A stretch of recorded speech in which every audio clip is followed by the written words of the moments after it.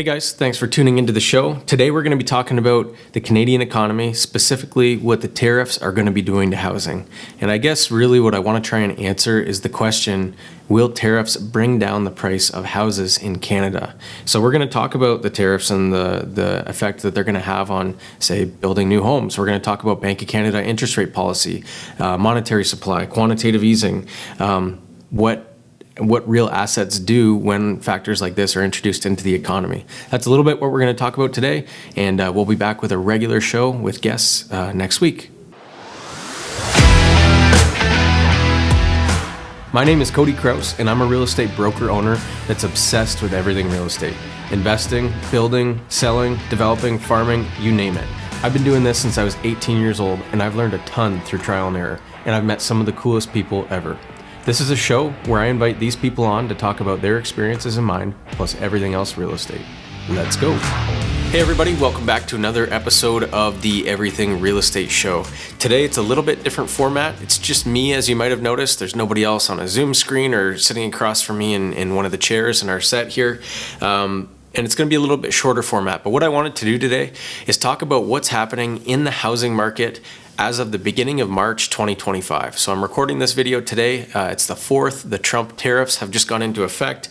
We're releasing this video on Monday the 10th, and then we have the Bank of Canada interest rate policy announcement on Wednesday the 12th. So I want to talk about what exactly that would do to the economy right now. So we'll talk about tariffs, we'll talk about interest rate policy, we're going to talk about new construction costs and starts. We're going to talk about the supply of the existing inventory and the strain that may or may not be put on that, given all these factors. We're going to talk about what the Bank of Canada interest rate policy and or increased money supply is going to do to housing costs and what effect that's going to have on the prices of assets and liabilities in Canada. So let's dig into it. Again, today, recording this March 4th, the tariffs just came into effect, and of course the USA put a 25% tariff on a lot of things coming from Canada into the States, and I believe 10% on most of the energy that we export over there. Now Trudeau's talking about slapping back with another tariff on a lot of goods coming from the States to Canada, and it's going to be a smaller one up at the front end, and then I believe it's an increased one in 3 weeks, I believe is what he's been announcing. Are these going to stick? Is there an ulterior motive? That remains to be seen. But the question that I want to try and get to the bottom of today is all this political uncertainty and news and things like that. What's that actually going to do to housing for Canadians? So let's talk about new construction first. If we're importing things to build a home, like for example, steel, or bricks or insulation or electrical components or HVAC components or plumbing fittings, anything that we're importing from the States to build homes in Canada, of course, that's going to become more expensive. Now, building homes is already very expensive in Canada, and the cost of new construction does exceed the cost of the resale inventory right now. So that's going to further the gap. And what I expect that to do then is decrease the number of housing starts. And it's funny, you go municipality to city to municipality to city, and they all have their different press releases right now on whether they were above or below their housing start targets for the year. And a lot of people shared that they were above for 2024. But if you broke it down by asset class, so if we looked at freehold homes, condominiums, and built for purpose-built rentals, PBRs, you're going to notice a trend that a lot of the units that were coming to the market in 2024, housing units that were contributing to the economy, were mostly purpose-built rentals. Condos started weaning off about 2-3 years ago, but there was still a lot of them coming to the market still too, from pre-sale that happened a long time ago, and of course that construction takes a long time to finish on the high-rise side. But the I guess dirty little secret is that the single-family home starts have been low. They've been low since the 80s. We haven't been building a ton of them, and the flavor of the last decade in Ontario at least, and I think most of the other provinces and territories in Canada, has been intensification. So building in cities, higher up, more people in one space. We just haven't been promoting a lot of building single-family homes. So we just don't have a lot of them.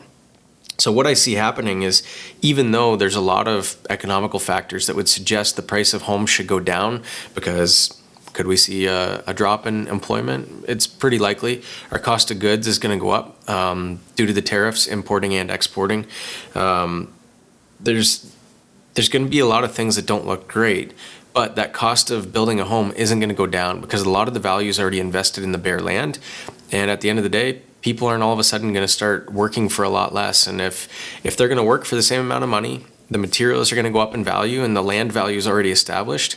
I just don't see those new homes getting cheaper. So I think we're probably going to slow down a little bit on the building of new homes, and that's going to have a supply constraint effect on the resale home existing inventory. What does that mean? I think that home prices that are already built aren't really going to go up or down. They might go up a little bit, they might go down a little bit, but relatively flat, just because there's not a lot of economic factors that would drive people into the market right now to buy homes if they weren't already looking. But there's going to be factors, have nothing to do with economics. We're expecting another child, or, we just had a divorce or separation. Those kinds of transactions are going to happen in the market every year anyways. And the reality is a new couple is just getting married and they're excited to move out of mom and dad's place and buy a home.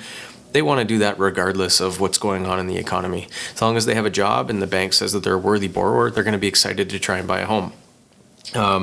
So would the cost of homes go down because of the tariffs? I don't think so. And even though, like I just kind of alluded to, our employment numbers might go down and our GDP is probably going to decline as it has been for a number of years in Canada, without building new supply, the values will probably stay similar.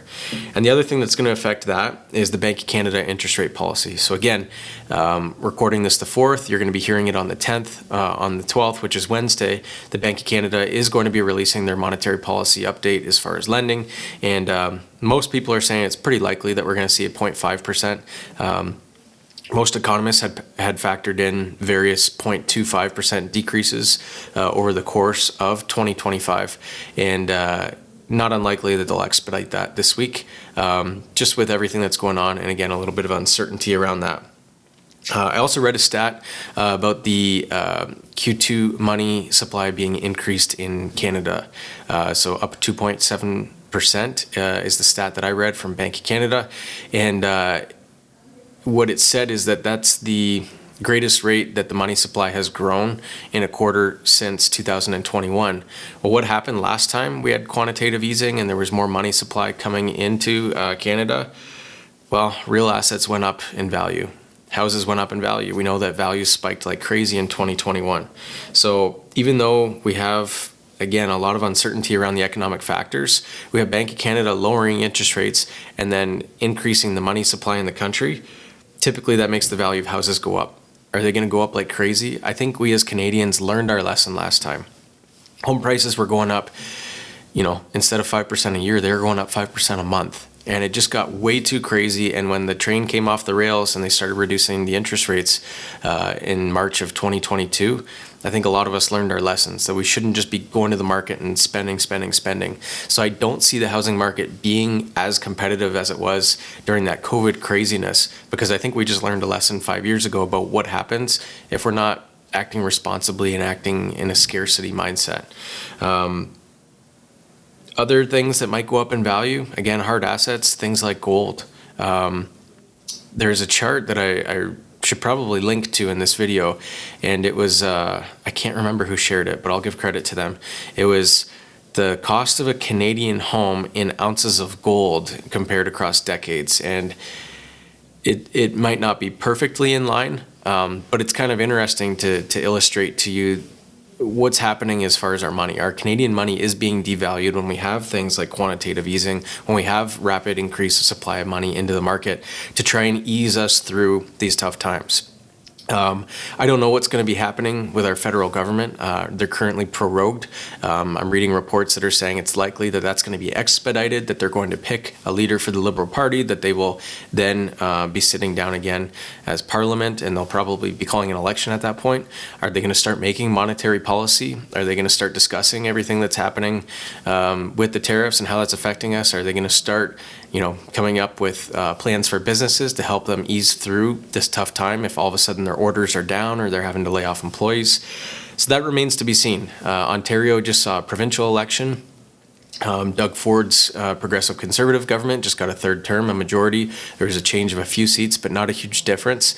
Doug seems to be fighting pretty hard back against the tariffs, and we'll see whether or not that proves as something beneficial. again, federally, it remains to be seen what's going to happen. It doesn't help that they're not sitting right now, but obviously we'll watch as things unfold. If I can recap that whole thing, I guess what I'm trying to do is answer the question, could tariffs and a decline in the Canadian economy this year make housing prices tank?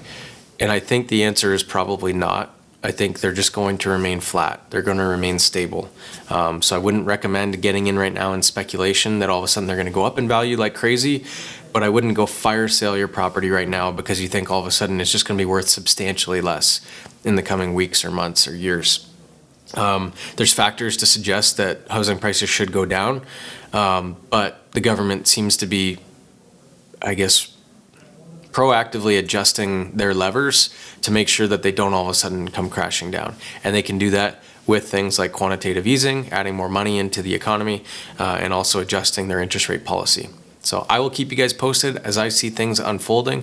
Again, a little bit different format today with the podcast. We'll be back with a guest next week and having those good long format conversations. But I thought I would just address the elephant in the room today and talk about what exactly tariffs are going to be doing to the Canadian housing market.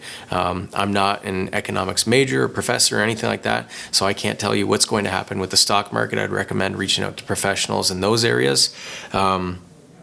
And if I'm wrong on all that, I apologize, but I'm just looking at the data that I have right now and trying to come to my own conclusion with a lot of sources being taken into account.